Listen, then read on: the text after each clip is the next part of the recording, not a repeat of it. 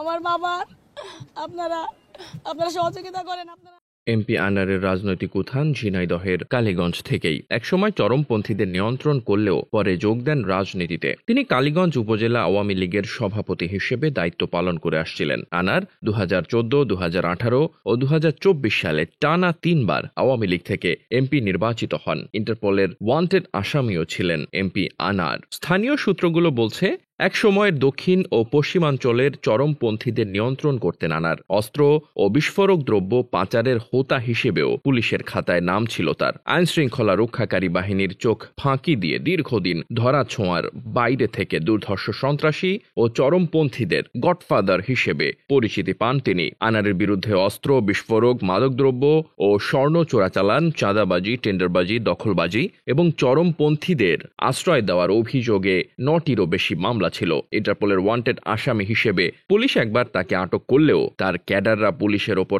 আক্রমণ করে তাকে ছিনিয়ে নিয়েছিল। ওই ঘটনায় তার বিরুদ্ধে পুলিশ বাদী হয়ে মামলা করে। 4 দলীয় জোট সরকারের আমলে যৌথ বাহিনীর অপারেশনের সময় আত্মগোপনে ছিলেন আনার। ঝিনাইদহের রাজনৈতিক কর্মীদের সঙ্গে কথা বলে জানা গেছে, 1986 সালের দিকে জাতীয় পার্টি ক্ষমতায় থাকাকালে আনার মাদক কারবারে জড়িয়ে পড়েন। ভারতের বাগদা সীমান্ত দিয়ে বাংলাদেশের বাঘাভাঙা সীমান্ত পথে চোরাচালান করতেন তিনি। ওই সময় কালীগঞ্জ থানা সহ মহেশপুর, কোটচাঁদপুর ও চুয়াডাঙ্গার জীবননগর থানা পুলিশের সঙ্গে মাসিক চুক্তিতে টোকেন তৈরি করে তার বাহিনী। ওই টোকেন দেখালেই প্রশাসনের লোকজন মাদকদ্রব্য বহনকারী গাড়ি ছেড়ে দিত।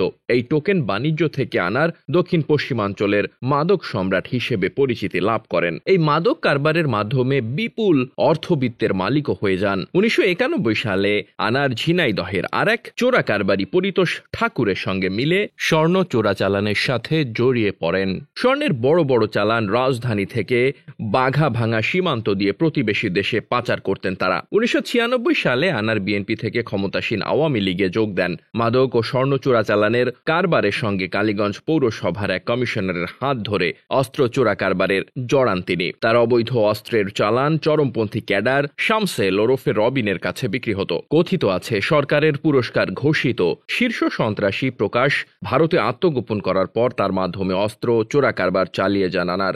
বাগদা এলাকার মাদক সম্রাট জয়ন্ত কুমার কার্তিক, গৌতম সাহা ও বনগার দেবদাসের সঙ্গে আনারের মাদকের কারবার ছিল। সূত্র জানায়, 2007 সালে চুয়াডাঙ্গার লোকনাথপুর এলাকা থেকে 12 কেজি 950 গ্রাম স্বর্ণ আটক করে তৎকালীন সীমান্তরক্ষী বাহিনী বিডিআর। চোরা কারবারিরা নিশ্চিত হন যে দর্শনা শ্যামপুরের C&A ব্যবসায়ী সাইফুল ইসলাম স্বর্ণগুলো ধরিয়ে দিয়েছে। ওই ঘটনায় টার্গেট কিলিং এর শিকার হন সাইফুল। তিনি নিজেও স্বর্ণ চোরা কারবারিদের সিন্ডিকেটে যুক্ত ছিলেন। ওই হত্যা মামলায় আনার সহ আসামি করা হয় 25 জনকে। কুষ্টিয়ার চরমপন্থী নেতা মুকুল, শাহিন রুমি, ঝিনাইদহের চোরা কারবারি পরিতোষ ঠাকুর, আনার সহ 19 জনের বিরুদ্ধে পরের বছর আদালতে অভিযোগপত্র দেয় পুলিশ। 2012 সালে স্বরাষ্ট্র মন্ত্রণালয়ের সুপারিশে রাজনৈতিক বিবেচনায় পরিতোষ, আনার সহ বেশ কয়েকজন মামলা থেকে অব্যাহতি পান।